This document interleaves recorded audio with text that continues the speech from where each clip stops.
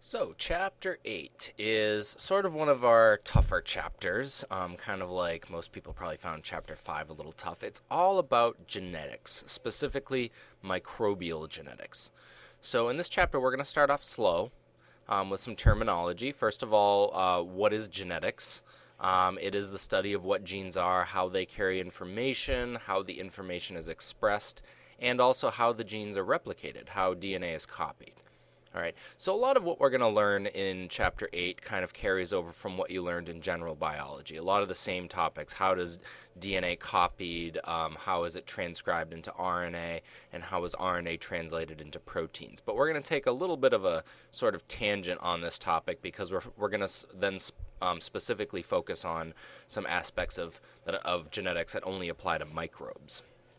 So, continuing with the terminology, a gene is a segment of DNA that encodes a functional product, which is usually a protein. So, an analogy I like to use a lot is what I call the recipe analogy. Think of the entire genome, which is all the genetic information in a cell, like a recipe book. All right, and each of those recipes is a gene. All right, specifically, a recipe is instructions to make food, but a gene is instructions to make a protein. So again, think of your genome, or think of the genome in an organism as the master book of recipes, and a single gene is an individual recipe. So a chromosome is a structure containing DNA that physically carries the hereditary information. In other words, chromosomes are large structures of DNA that contain multiple genes, lots of them. So you can kind of think of a chromosome in this analogy like a chapter in the recipe book, or a section. You know, maybe one section in a recipe book has appetizers and the other one has chicken dishes and so forth. So that's what a chromosome is.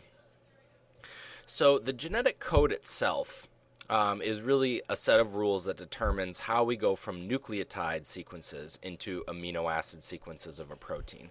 And really we get into what's known as the central dogma of molecular biology, which states that our master recipes, our genes, are found in the form of DNA. But when we need to use those recipes to make a protein, there's an intermediate molecule called RNA.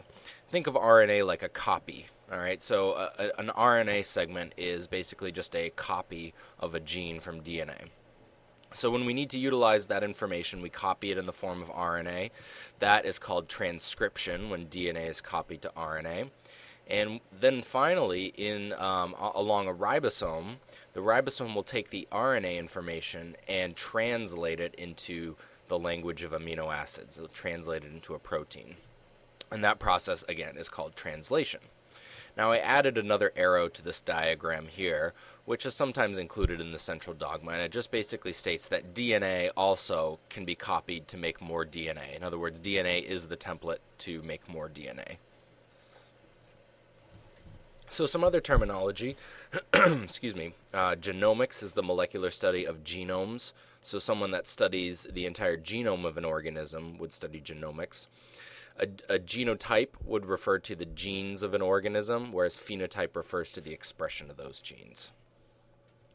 So in terms of, we looked at that term chromosome before, and chromosomes are structures that contain multiple genes. Bacteria, though, only have singular circular chromosomes. They are a single chromosome per cell, and they are circular, as opposed to in eukaryotic cells, which have linear chromosomes and more than one. A lot of times, a DNA, like a chromosome, will contain a lot of sort of areas of non-coding DNA, meaning that they don't actually code for a specific protein. And these are oftentimes in the form of short tandem repeats, or STRs. They're repeating sequences of DNA that don't actually code for a protein. But research is showing that more and more these STRs actually have some functions. So here is E. coli, and what we're showing is a lysed E. coli cell. So the cell has exploded its chromosome out into the surrounding area. So remember that bacteria like E. coli only have a singular circular chromosome. That's what this is. But it's not just a simple little circle like you might imagine. It's actually this very long, tangled structure of DNA that happens to, if you were to unravel it, it is one big circle. But this just lets us appreciate how tightly compacted and coiled DNA is when it's inside of a cell, so that it doesn't take up too much room in the cell. And here is a genetic map of the chromosome of E. coli. Again, it is a circular chromosome. This isn't really important other than just to show that any organism that we study, we can come up with a genetic map of its chromosome showing where certain genes on the chromosome are found. For example, all the red areas are genes involved in carbohydrate metabolism. The blue ones are involved in amino acid metabolism and so forth. And as you can see, this particular chromosome is quite big. This is one marker right here. It says 3480 kilobase pairs. This is what KBP stands for. So this particular position, 3480, multiply that by 1,000, and that's how many nucleotides there are from here to that point. So it's very big. So we're going to continue on into the flow of genetic information within a cell. So we've already kind of mentioned the central dogma, which is kind of summarized here, where DNA is expressed. We call this DNA expression. So where we take DNA, so we take a gene, we transcribe it into the form of RNA, and then we translate that into a protein. We're going to spend a lot of the chapter talking about these functions right here. In addition, we're going to discuss replication. That's actually what we're going to discuss first, which is how DNA is copied. And later on, toward the end of the chapter, we're going to discuss recombination, which is how bacteria can take outside DNA and insert it or recombine it with their chromosomes so that they can sort of be more genetically diverse. So starting with DNA itself. As a refresher from General Bio, DNA is a polymer of 4 different nucleotides: adenine, thymine, cytosine, and guanine, often just labeled A, T, C, and G. It is a double helix, so there are 2 strands of DNA that are held together by hydrogen bonds in the middle between the bases. And it is a helix in shape, meaning it is sort of shaped like a spiral staircase. The backbone of DNA, which is shown here and on the other side here, is composed of alternating units of deoxyribose sugar, that's this structure here, and phosphates, which is shown here. The strands run in an anti-parallel fashion, which means if they kind of represent this right here, you can see that this sugar, this deoxyribose sugar, is upside down relative to this one over here. You can see that oxygen is pointing up.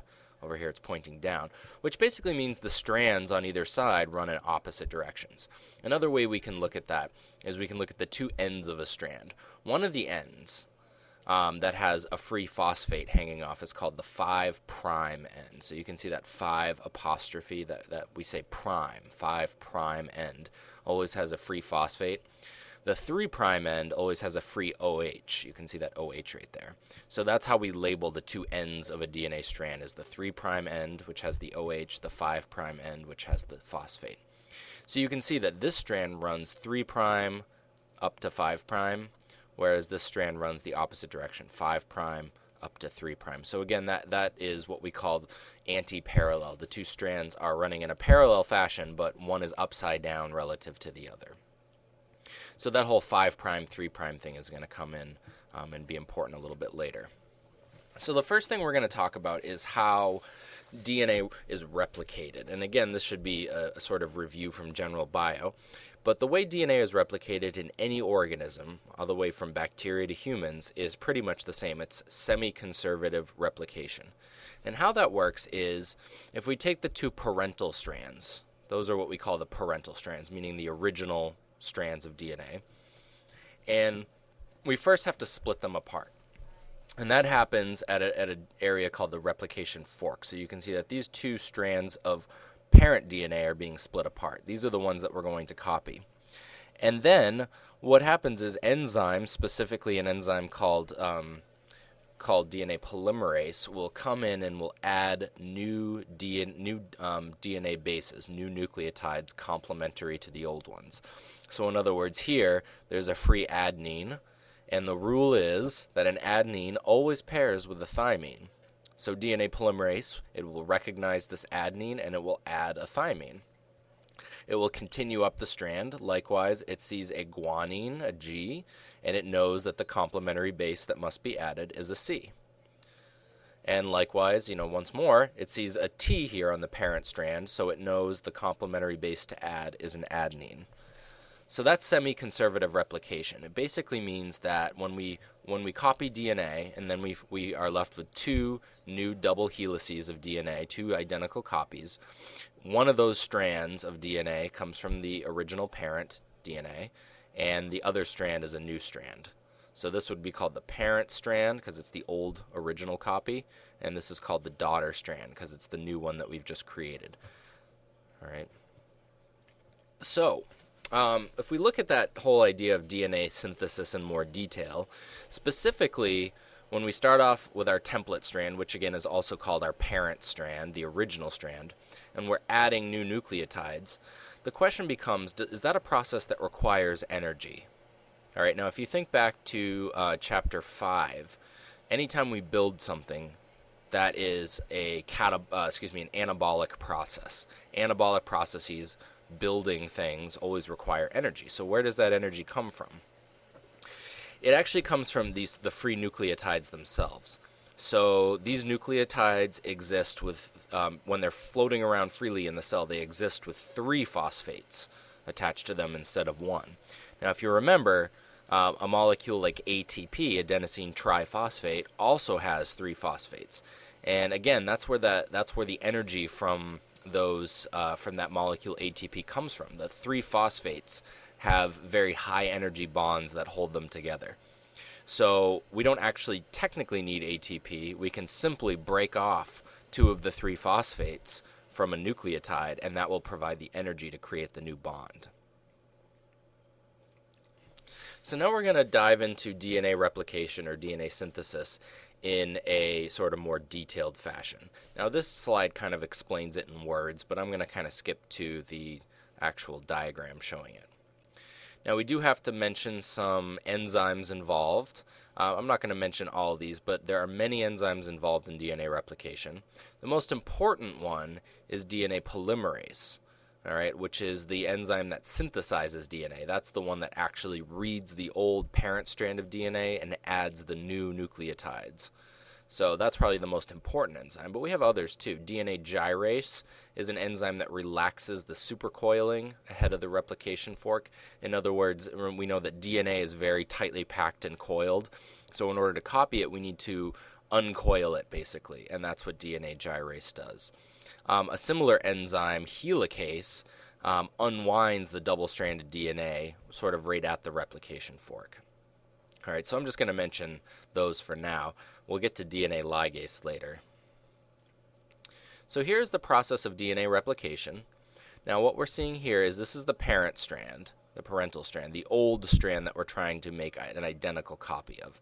So again, like we've learned, this process is semi-conservative, which means that we're going to split the parental strand apart and use it as a template to add complementary nucleotides.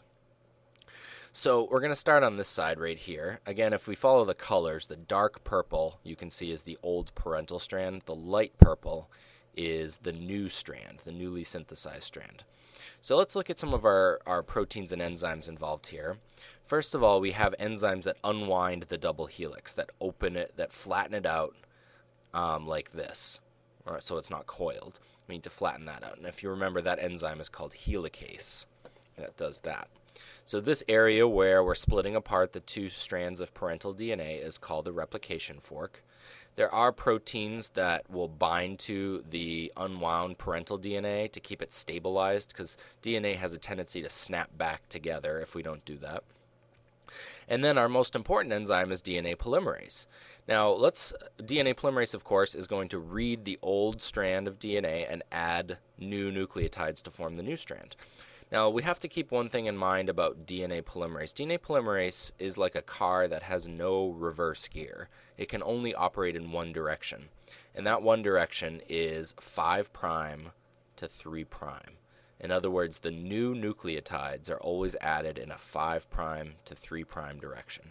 So keep that rule in mind. DNA polymerase adds new nucleotides in the 5' to 3' direction. It cannot go the other way. It can't go 3' to 5'. So again, it's going to add in this direction.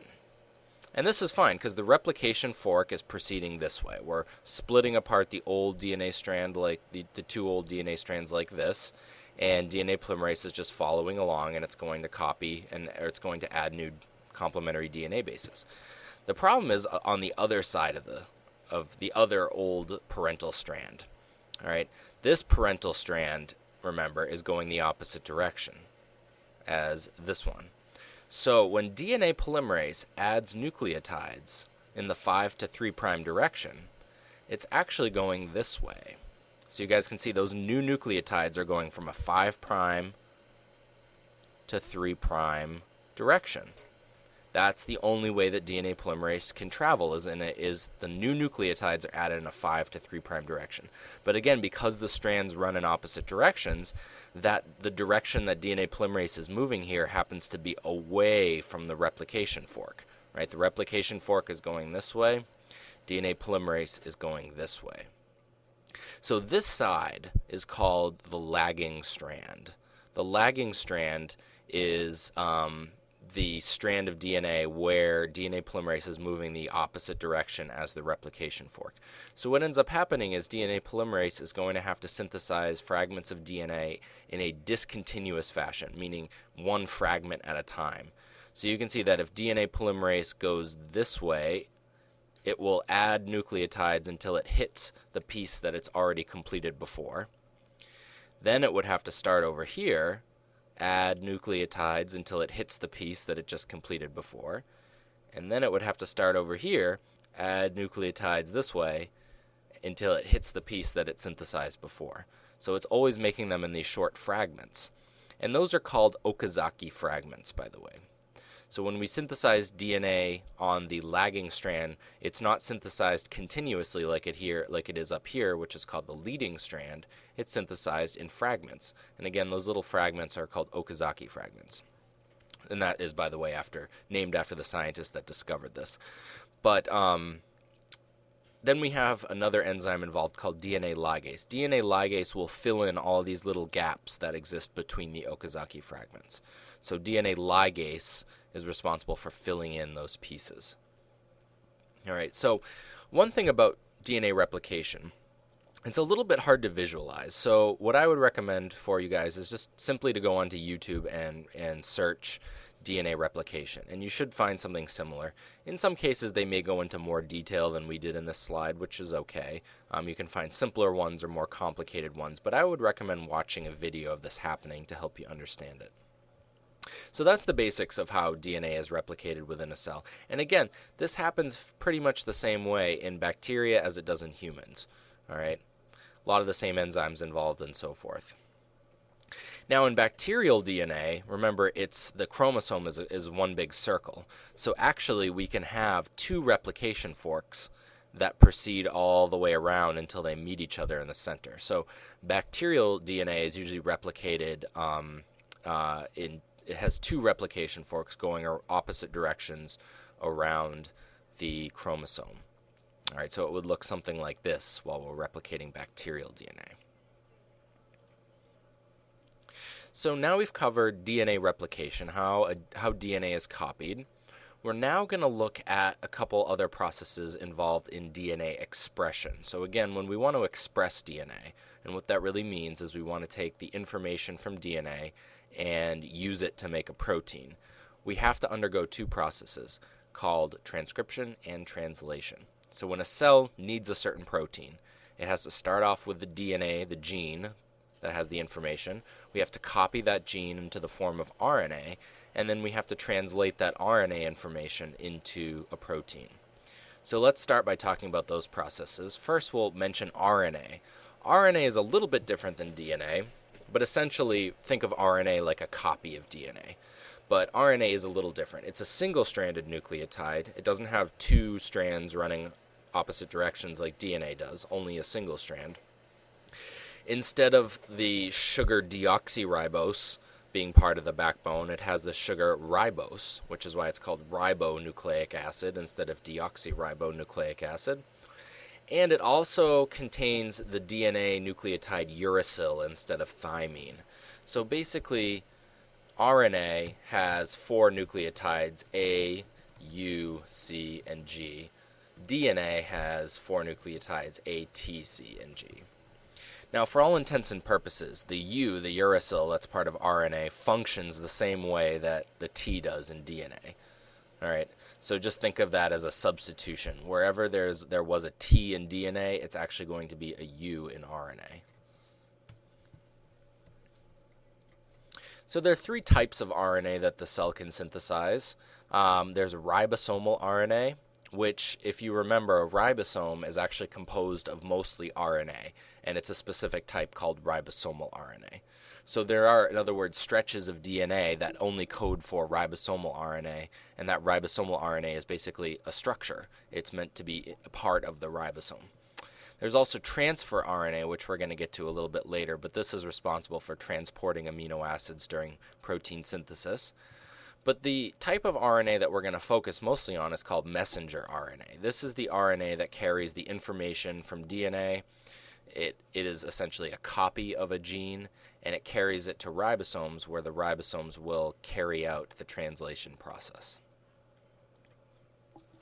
So let's first start with a process of transcription. Again, transcription is simply taking a gene from DNA, making a copy of it in the form of RNA. All right, so DNA is transcribed to make RNA. Think about that word. A lot of people get confused between transcription and translation. Transcription, to transcribe something, means to copy it or write it down. So that's what we're doing. We're copying the DNA gene into the form of RNA. Transcription begins when RNA polymerase binds to a promoter sequence. A promoter sequence is a region of DNA that is kind of a signal saying this is where the gene starts. Transcription proceeds in the 5' to 3' direction.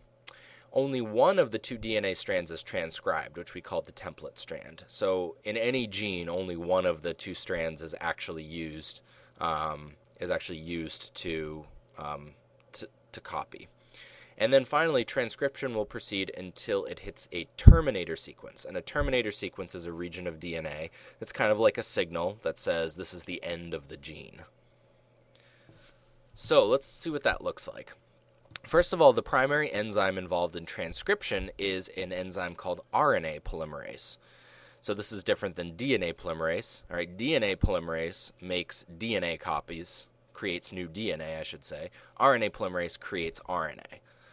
All right, so RNA polymerase will attach to DNA when it finds a promoter. And again, a promoter is kind of a signal to RNA polymerase that says the gene begins here.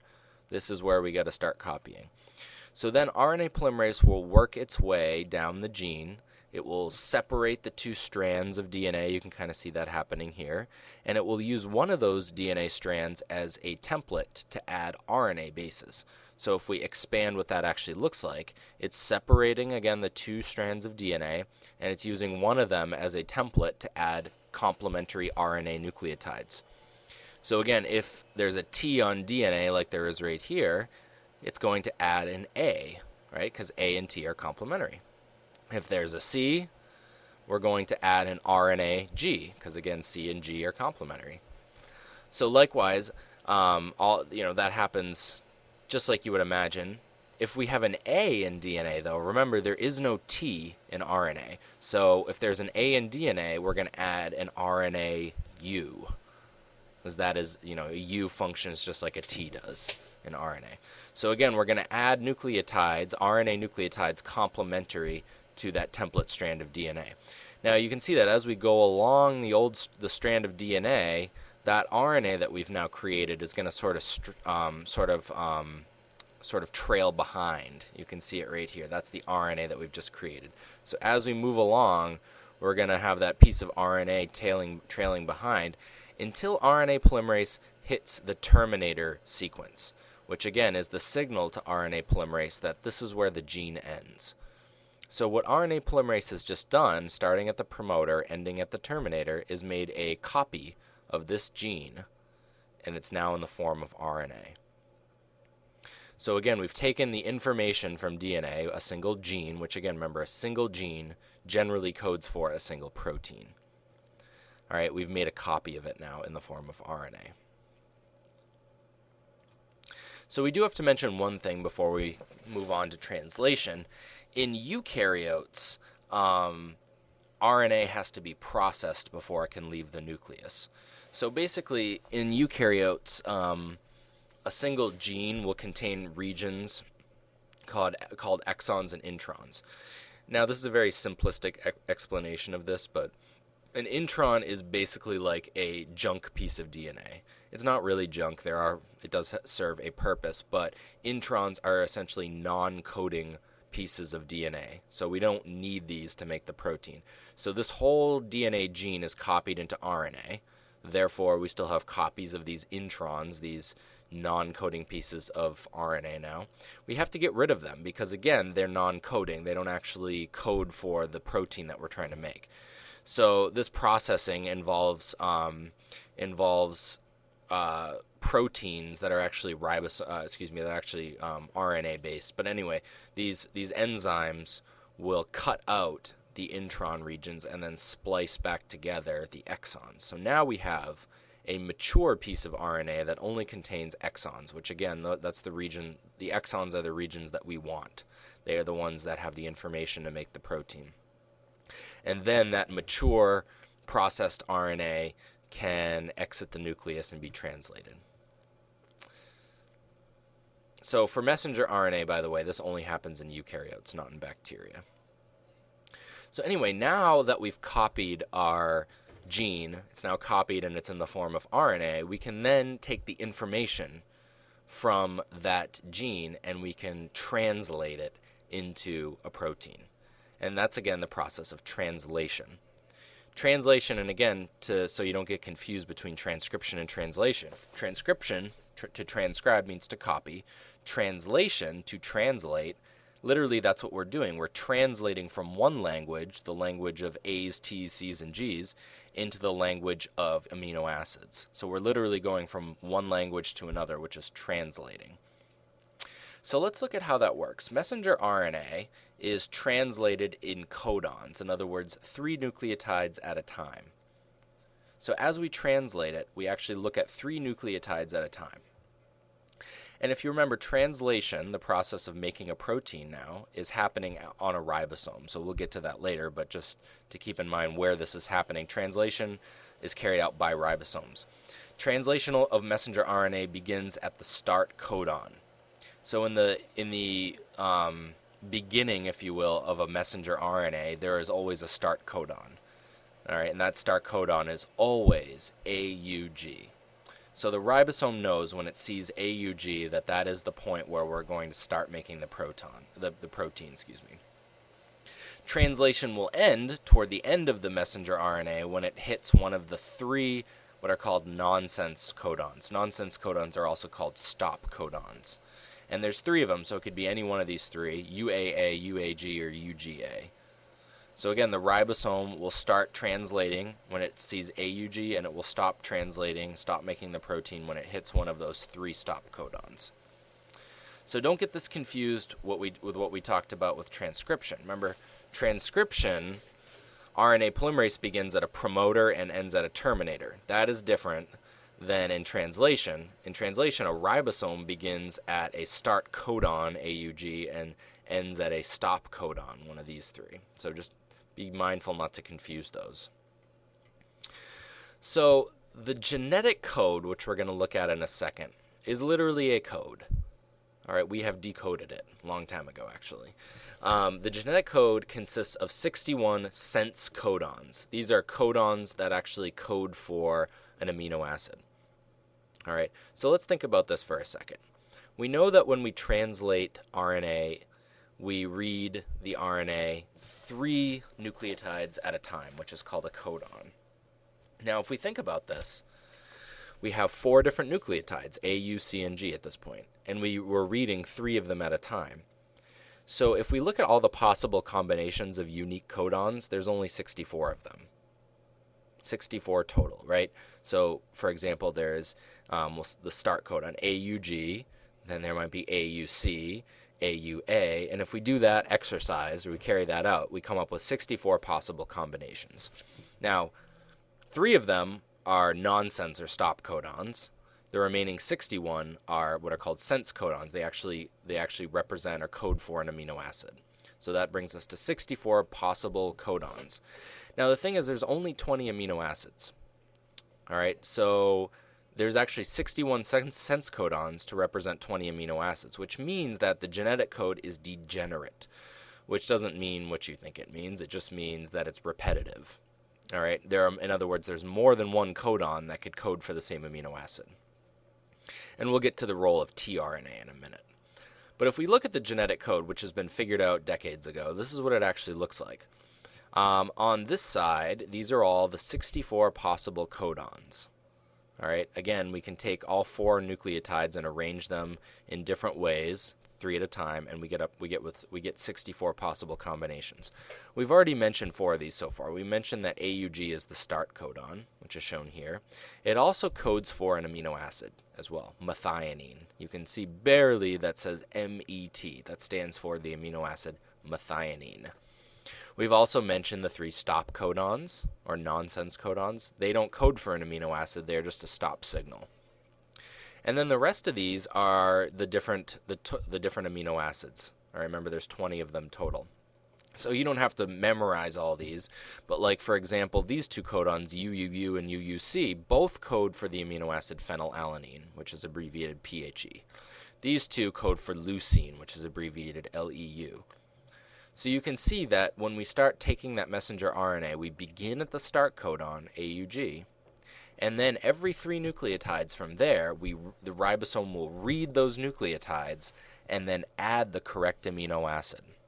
So for example, if I'm looking at my messenger RNA, and I'm a ribosome, I'm going to hit the start codon AUG, and I always know that I begin translation at that point.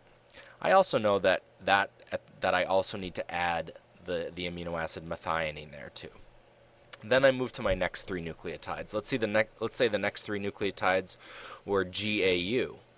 I would know as a ribosome that I'm supposed to add aspartic acid, ASP. That's the next amino acid to be added. So by reading the messenger RNA 3 nucleotides at a time and adding the correct amino acids, I will build a protein using that genetic code language.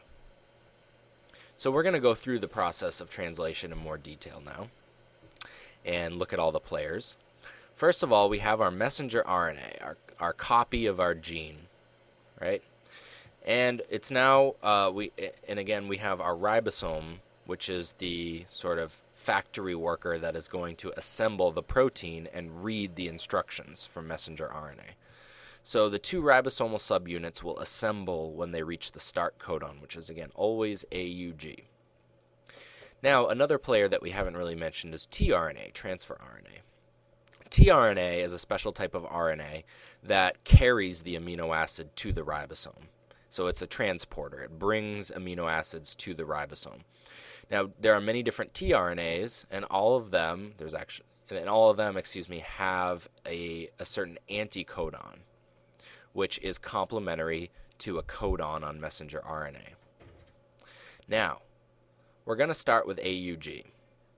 All right, so the tRNA floating around in the cell that we want to attach here would be the tRNA that has the anticodon UAC, right? Because A is complementary with U is complementary with A, and G is complementary with C.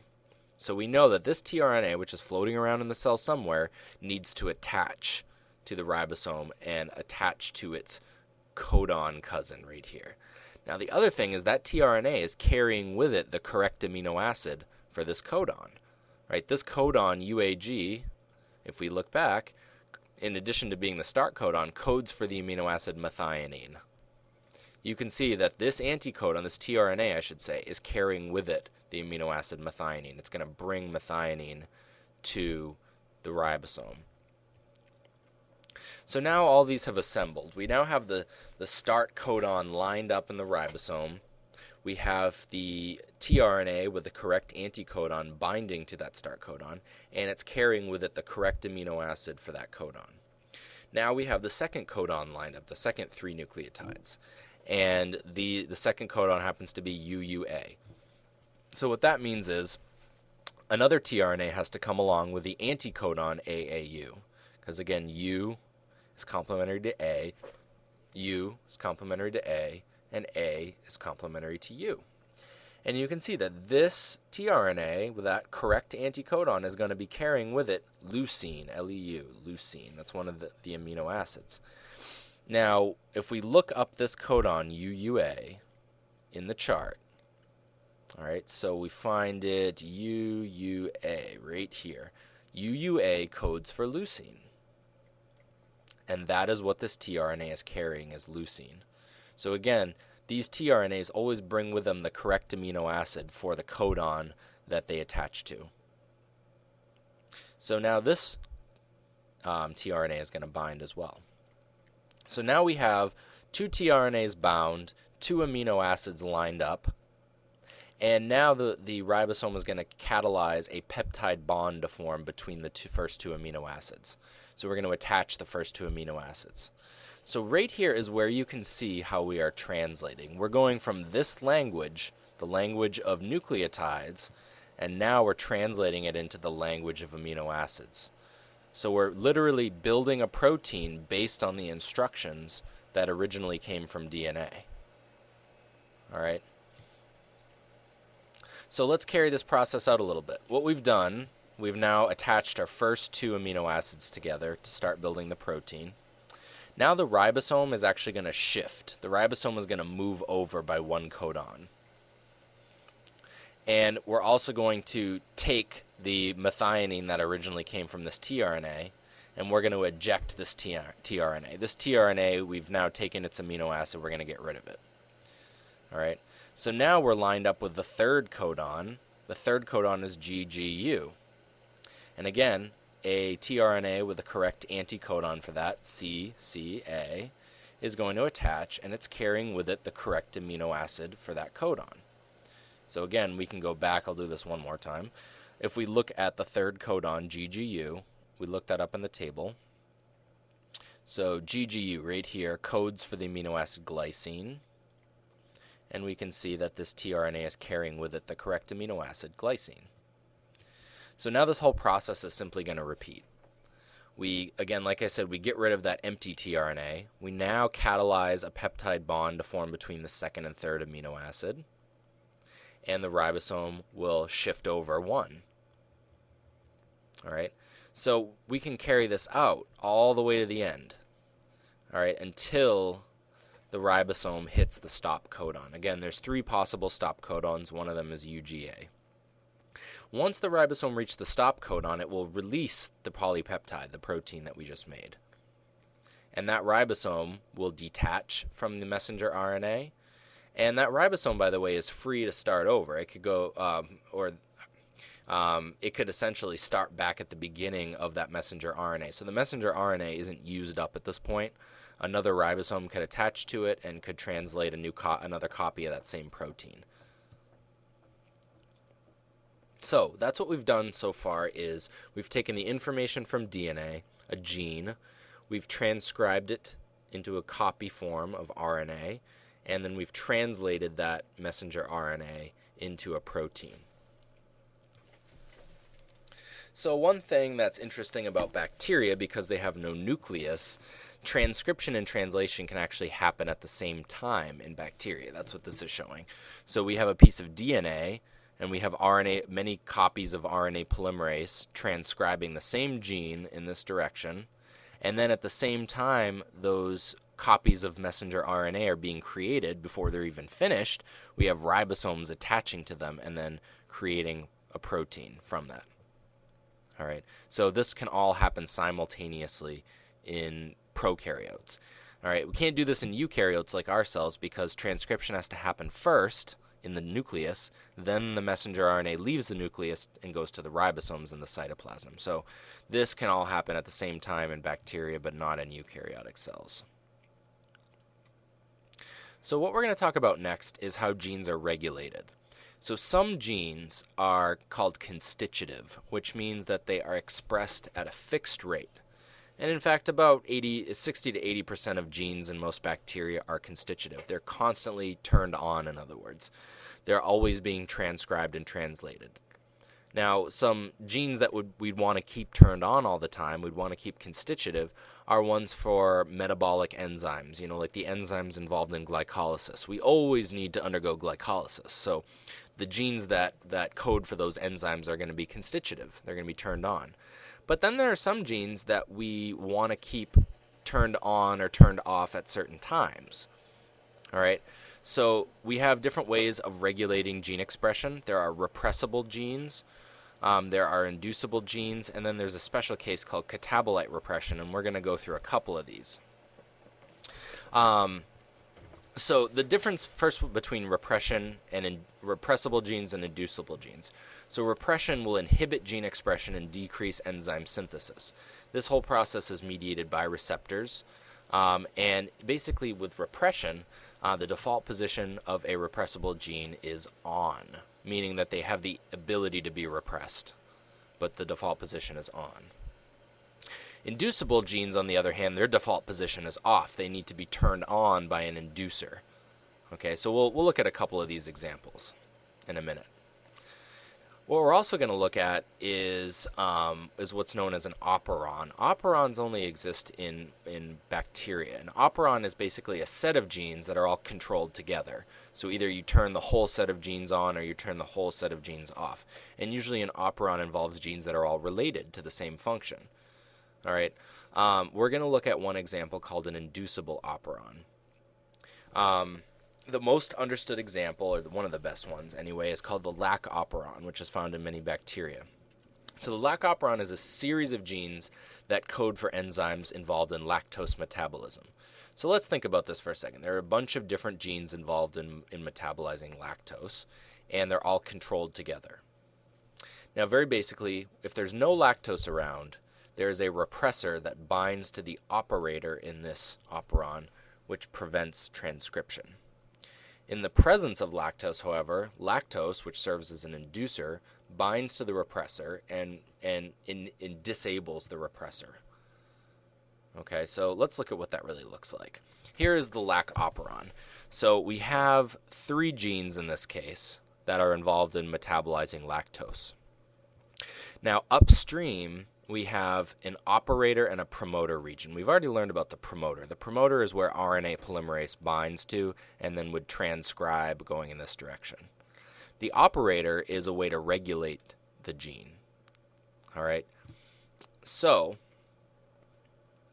normally, another player in this case is a repressor protein. This repressor protein is normally active. So this repressor protein, what it does is it binds to that operator region here and stays there. All right. So RNA polymerase would normally attach to the promoter here and try to transcribe in this direction. But if there's a repressor protein attached to the operator region, RNA polymerase simply can't move. It's blocking, the repressor protein is blocking RNA polymerase from transcribing these genes in the operon. So this, again, is an inducible operon, meaning that by default, this repressor is there all the time. So this is always generally turned off. However, we can inactivate this repressor protein. Now, what inactivates it, what shuts it off? If lactose is present. So lactose, in this case allolactose, but you don't need to worry about that. It's one form of lactose. So lactose, if it is present in the cell, will inactivate the repressor protein, and then the repressor protein will not attach to the operator region. And that will allow RNA polymerase to transcribe all 3 lactose metabolizing genes. Now, there are 3 of them, and we don't need to get into really their function, but the most important one is this one, beta-galactosidase, which is the one that splits lactose into the 2 monosaccharides. So, again, just think of these enzymes that are ultimately going to be formed from these genes are simply enzymes that are involved in metabolizing lactose. Now, you guys can see why this is an inducible operon. Because, think about it this way. Let's say there's no lactose around. If there's no lactose around, this scenario is going to happen. The repressor protein is activated, and it's going to bind and prevent transcription of those genes. This makes sense. If there's no lactose around, why do you want to express the genes that are involved in metabolizing lactose? That would be wasteful. There's no reason to express these genes to make the protein, the enzymes, unless lactose is around. So again, once lactose is around, it inactivates the repressor and allows these genes to be transcribed and then translated. So now that lactose is around, we want to express the genes that are involved in utilizing it. So we haven't told the whole story here. That's the first part. We're also going to mention catabolite repression, which inhibits cells from using carbon sources other than glucose. Essentially, the cell always prefers to use glucose. So if glucose is around, the cell has a vested interest in using glucose. Glucose is the most efficient sugar in terms of making ATP. So the cell really wants to use glucose if it's around, so we got to keep that in mind. Now, when glucose is not available or when it is low in supply, a molecule called cyclic AMP builds up in a cell. So cyclic AMP is like an alarm that signals that the cell is running out of glucose. So just keep that in mind. When we have high levels of cyclic AMP, that basically means that glucose is not around. So we'll get to why that's important in a minute. So again, the bacteria generally prefer to use glucose if it's around. So what this is showing is over time the log number of cells and their rate of growth if they are given just glucose as a carbon source or just lactose. You can see that the ones given glucose grow faster because, again, glucose is the preferred sugar to use. So you can see this is why the cell prefers to use glucose if it's around. Now, another interesting thing, in this diagram what we're showing is the same population of cells given both glucose and lactose. So let's say we give bacteria glucose and lactose to use. Well, first, the bacteria are going to use the glucose because, like we said, they prefer to use glucose first. Now, once they consume all the glucose, then they have to switch to using lactose, and there's a little bit of a lag time in there. And then they'll switch to using lactose and continue to grow. But again, you see they're not growing at the same rate that they did when they had glucose around. So how does this work? How does a bacterial cell know to use glucose first, if it's around, and then switch to using lactose? All right, that's where we're going to add some layers into this as well. Okay, what we didn't mention here is another level of gene regulation that happens with a lac operon. So we're still going to look at the lac operon, the genes for the enzymes involved in metabolizing lactose. We've told half the story, that when lactose is around, this repressor protein is inactivated, and then the genes for lactose metabolism are turned on. However, there's another thing too. We also, in order for these genes to metabolize lactose to be transcribed, not only does lactose have to be around, but glucose has to be absent. Because again, the cell prefers to use the glucose first. So we have to introduce another key player in this too. So this is still showing the lac operon. Now, we have another protein involved here called CAP. It stands for catabolic activator protein. CAP is an inducer. It basically, the CAP protein will bind to RNA polymerase and sort of encourage RNA polymerase to transcribe. So RNA polymerase actually, even though we didn't mention it here, RNA polymerase doesn't do a good job of transcribing even when there's no repressor around. It doesn't do it very efficiently. So we need the help from this CAP protein to get RNA polymerase to transcribe. In order for this CAP protein to be activated, it's only activated by high levels of cyclic AMP, which again, what that means is when there's low glucose, cyclic AMP is made. So in other words, CAP is only activated by the presence of low amounts of glucose. All right. So this means that in order for the lac operon to turn on, we need two scenarios present. We need lactose present, to disable this repressor. So this, you can see that lactose has disabled the repressor. It's not attached here. And in addition to having lactose around, we need glucose levels to be low. So again, when glucose levels are low, cyclic AMP is around, which activates CAP, which allows RNA polymerase to bind and transcribe. So again, this scenario is showing when lactose is present, glucose is scarce. That's how the lac operon basically gets turned on, is when lactose is present and glucose is scarce. Now, if we take a look at a similar scenario where lactose is present, but so is glucose, when both sugars are around, you can see that even though the repressor is inactivated because lactose is around, the CAP protein is not activated because it needs low glucose, in other words, high levels of cyclic AMP to do that. So in this case, even though lactose is present, but there's still glucose, RNA polymerase is not really going to bind efficiently to the promoter, and those lactose metabolizing genes are not going to get turned on. So again, that's really showing a lot of different levels of how genes can be controlled in bacteria. Again, this lac operon, it's a little complex, but it really just gives us an insight into the layers of control for controlling the expression of genes. So we're going to look at very briefly a couple other levels of control that happen. One is called epigenetic control, where genes can be turned off by methylating nucleotides. This happens both in prokaryotes and eukaryotes.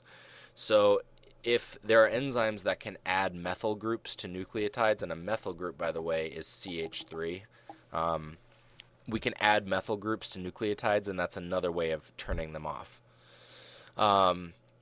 It's not permanent, so methylation can be, so genes can be unmethylated too, but it's just one more way of shutting genes off. The thing about methylated genes is they can be passed to offspring cells. Another way of controlling gene expression, and this is post-transcriptional, meaning after transcription has happened, is through microRNAs, or miRNAs. Now, microRNAs are a special type of RNA that will bind to a messenger RNA and then cause it to be degraded. So basically, microRNAs will target messenger RNA and cause it to be degraded before it can be translated. So let's say we have this strand of messenger RNA. Normally, the strand of messenger RNA is going to be translated into protein. However, we have a microRNA, which has a complementary sequence of nucleotides. It has to have at least 6 that it shares. 1, 2, 3, 4, 5, 6. So this microRNA, miRNA, attaches to the messenger RNA, and if they have at least 6 bases in common, there are enzymes that come along, they recognize this whole complex, and they degrade the messenger RNA. So that's just another way of controlling gene expression, but this happens to be after transcription has occurred. So now that we've talked about gene regulation, how genes are regulated, how they're turned on and turned off and controlled, we're going to look at mutation now. So a mutation is defined as any change in the genetic material. And a mutation doesn't necessarily mean a bad thing. A mutation could be neutral, meaning it has no effect on the organism. It could be beneficial, or it could be harmful. So when we think of the word mutation, you probably think harmful. However, we have to keep in mind mutations are one of the primary ways that organisms have evolved over the last several billion years. A lot of mutations are actually beneficial, so they're a good thing. So we're going to look at the different types of mutations. Some mutations can be caused by mutagens. A mutagen is an agent that causes mutations. There are certain chemicals and types of radiation that do this. Or a mutation can just be spontaneous. Some mutations occur randomly in the absence of a mutagen. For example, DNA polymerase, which is responsible, of course, for copying DNA, once in a great while it can make a mistake. So that would be a spontaneous mutation. So let's look now at the types of mutations and what they can result in. The simplest type of mutation is called a point mutation, also known as a base substitution. It's just when, for whatever reason, one nucleotide, one base, is changed. So you can see that this is before the mutation, this is after the mutation, and we're looking at DNA. So we can see that at this position right here, there was a C before, but for some reason, we're not going to say why that is, but for some reason, that C is now a T, all right? That would be a point mutation, single change in a nucleotide. Now, in this case, what that's resulted in has another word. It's also resulted in a missense mutation, which results in the change of an amino acid. So again, if we look at if we change this one C to a T, all right. So these three nucleotides on DNA used to read CCG, which was transcribed in messenger RNA as GGC. All right. Now after the mutation, the DNA coding strand reads TCG, which is transcribed to AGC in messenger RNA. Now, GGC and AGC are two different codons, and they code for two separate amino acids. So whereas before the mutation, the amino acid glycine was supposed to be put in that position, now the altered DNA causes serine to be put in that position. So a different amino acid. That's what a missense mutation is when a mutation results in changing one amino acid. So again, changing this this amino acid from glycine now to serine, maybe it actually makes the protein or enzyme function better, so it could be a beneficial mutation. Or maybe it destroys the functionality of the protein. We don't really know. But again, mutations could be neutral, beneficial, or harmful. So another type of mutation is called a nonsense mutation. This is when a mutation results in a nonsense or stop codon. So for example, this is again before and after the mutation. So before, the coding strand of DNA read TTC. Now one of these nucleotides has changed, so now it reads ATC instead of TTC. All right. So ATC will be transcribed to UAG, which UAG is a stop codon. It's one of the three stop codons. So instead of this protein being made to completion, we insert a stop codon in the middle of it. That means only a part of the protein will be made. All right. Usually nonsense mutations are not very good. Usually causing a protein to be only made half of it made is not a good thing. So that's a nonsense mutation. And the last type that can occur is a frame shift mutation. And that's where nucleotides are either inserted or deleted. All right, so complete removal or addition of a nucleotide. So you can see that before the mutation, we had 3 A's in a row, A.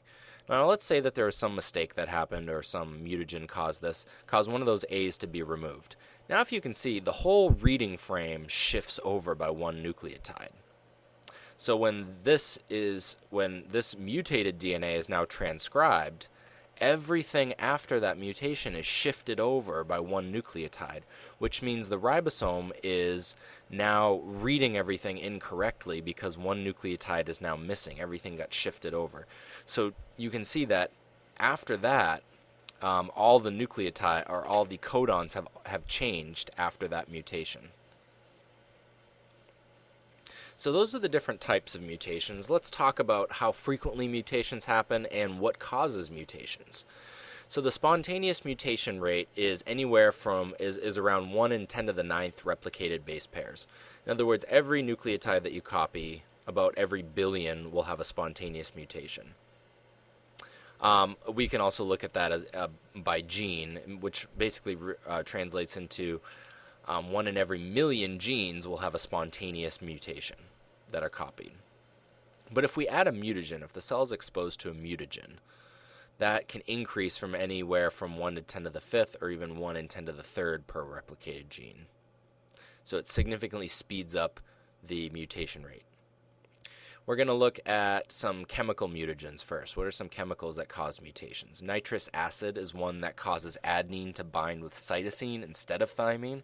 We'll look at that a little bit later. And we also have nucleoside analogs. These are chemicals that are very similar in structure to nucleotides, to the A's, T's, C's, and G's. And they are incorporated mistakenly into DNA in place of the normal base, which can cause mistakes in base pairing. So here is a nucleoside analog. This is the adenine nucleoside. So this is the A of A, T, C, and G. And this is an analog. It's a chemical you can see that it's very similar in structure to this one. The only difference is instead of having an amino group here, it just has a hydrogen. But DNA polymerase doesn't know the difference between these two. So if this nucleoside analog is present in the cell, DNA polymerase will incorporate this into DNA, and that can cause mistakes. Another example of a nucleoside would be this. A nucleoside analog is this one. So this is, instead of the adenine, this is what thiamine normally looks like, and this is an analog that's very similar called 5-bromouracil. So there's just the difference is there's a bromine here instead of a methyl group. And again, by incorporating these nucleoside analogs into DNA, it causes mistaken pairing in DNA. So another example I mentioned earlier is nitrous acid, HNO2. HNO2 causes adenine to pair incorrectly, causes adenine to pair with C instead of with T. And over several generations, if adenine's not pairing correctly with T, if it's pairing with C instead, over several generations that can alter the DNA in such a way that's permanent. So now there's a C that is permanently part of the DNA after a few rounds of replication. So those are chemical mutagens. We're going to look at radiation. There's different types of radiation that can alter DNA as well. The first type is called ionizing radiation, which includes X-rays and gamma rays, and it causes the formation of ions that can react with nucleotides and the deoxyribose phosphate backbone. So basically, and I think we covered this in Chapter 7, ionizing radiation like X-rays and gamma rays will ionize water. They will when they react with water, they cause these very reactive ions like the hydroxyl radical to form. And then those reactive ions can then damage the backbone of DNA or the nucleotides. There's also ultraviolet radiation, which is another type that can damage DNA, but this is considered non-ionizing radiation. It doesn't cause those ions to form. Instead, what it does is it causes the formation of thymine dimers. So if a DNA strand is exposed to ultraviolet light and there are two adjacent thymines, two thymines right next to each other, the ultraviolet light can cause an unnatural bond to form between the two thymines, which is called cross-linking.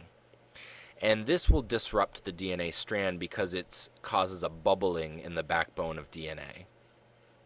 So if DNA polymerase were to try to come along and copy this DNA strand, it's going to hit this bubble and really not know what to do and fall off. So these thymine dimers are obviously a problem. They call them these errors in DNA lesions, actually. So there are different ways of repairing ultraviolet radiation damage, repairing these thymine dimers. There are enzymes called endonucleases which recognize the damaged DNA. They excise it out, and then DNA polymerase fills in new DNA. There's also another type of repair called the light repair mechanism. So what we just mentioned, nucleotide excision repair, was sort of shown in this last slide. But another mechanism that bacteria have is called light repair, where enzymes that are activated by light, called photolyases, can actually just separate the thymine dimers. So that's not shown here, but essentially they can just break that bond between the thymine dimers. So there's really two ways, through light repair and dark repair, that can be used. So the last thing we're going to talk about is genetic recombination. So we know that, especially in bacteria, sometimes bacteria can acquire DNA from the outside world. In other words, DNA that they didn't acquire from their parent cell.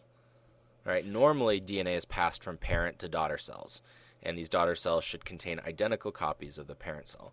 But once in a while, a cell may acquire DNA from another cell, DNA that's just floating around out there somewhere. We're going to look at how that works. They can acquire outside DNA. And this is actually called horizontal gene transfer. It's the transfer of genes between cells of the same generation. So when a cell acquires DNA from another cell through non-reproductive means, not through replication, but through some other event, that's called recombination or horizontal gene transfer. Now, this is really important in bacteria. Bacteria use this a lot. They acquire outside DNA a lot through horizontal gene transfer. And it's really important in how some of them can acquire antibiotic resistance and new toxin production. So we'll first start with, we're going to look at different ways of acquiring outside DNA. The first is called genetic transformation. Now, I recognize there's going to be a lot of trans terms in this chapter. We've already talked about transcription, translation. Now we're talking about transformation, and we're going to talk about transduction next. So try not to get confused by all these terms that start with trans. So genetic transformation is the uptake of exogenous DNA by a bacterium, which means when a bacterium takes in outside DNA from the outside world. So there might be, let's say a bacterium is just floating around in its natural environment, maybe in the large intestine of humans. There's obviously going to be a lot of random scraps of DNA floating around. And sometimes a cell can pick them up. There are pores in the cell wall and plasma membrane, and occasionally a piece of outside DNA may find its way inside the cell. And there are enzymes that can cause this outside DNA to be integrated into the chromosome. So we're not really, I'm going to skip over kind of some of that, but there are recombinase enzymes that can cause outside DNA to get integrated into the host DNA. So now we have a genetically transformed cell, which is a cell that acquired DNA from the outside and now has it permanently part of its chromosome. And again, maybe that outside DNA has genes that will help the bacterium survive, genes that will help it fight antibiotics. So we don't really know what that DNA does, but this is this cell is now genetically transformed. It's now different. So another way that the bacteria can acquire outside DNA is through what's called transduction. Transduction involves bacteriophage, which are viruses that infect only bacteria. So how this normally works is these are the viruses, the bacteriophage. And we can see if we follow the colors, the pink DNA is the virus's DNA. The purple DNA is bacterial DNA.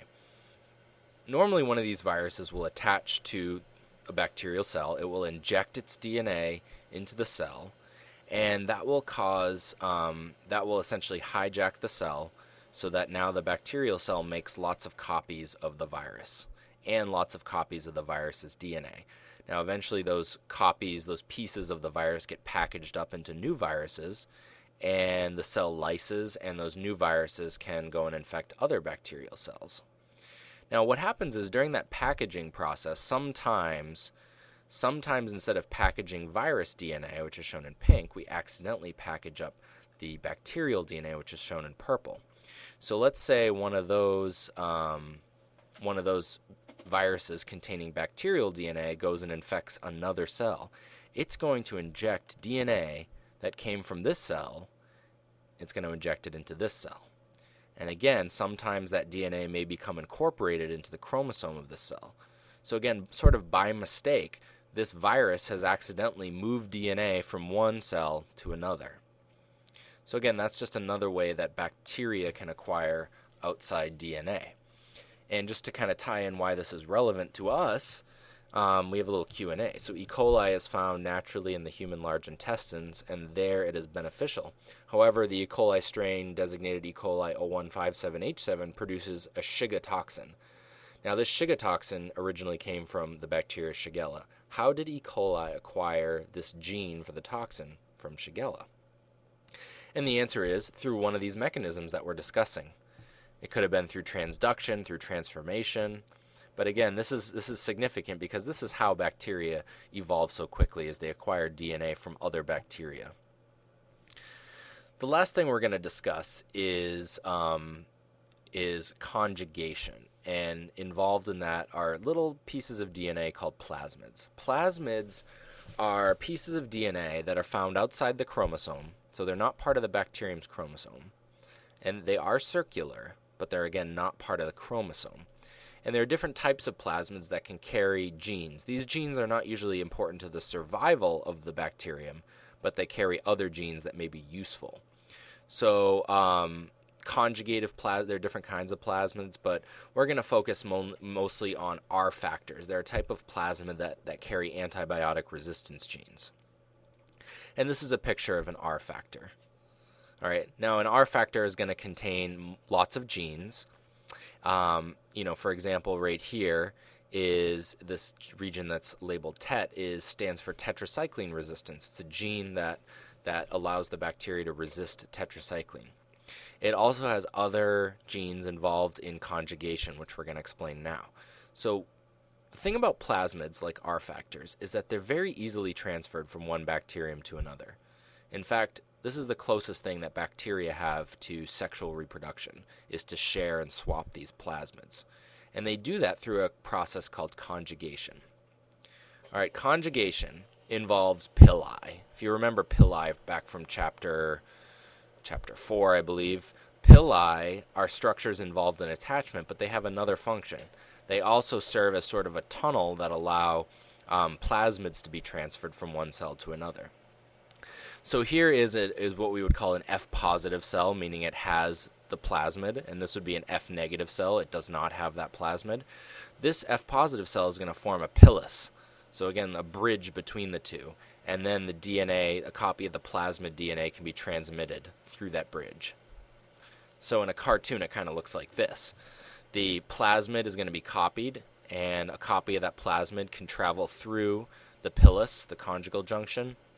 And now both bacteria, which are in this case two different species, both of them have a copy of the plasmid. So again, if that plasmid happens to be an R factor containing antibiotic resistance, you can see that it makes it really easy for bacteria to swap genes like this. So of course this ties into our, the bigger picture of evolution.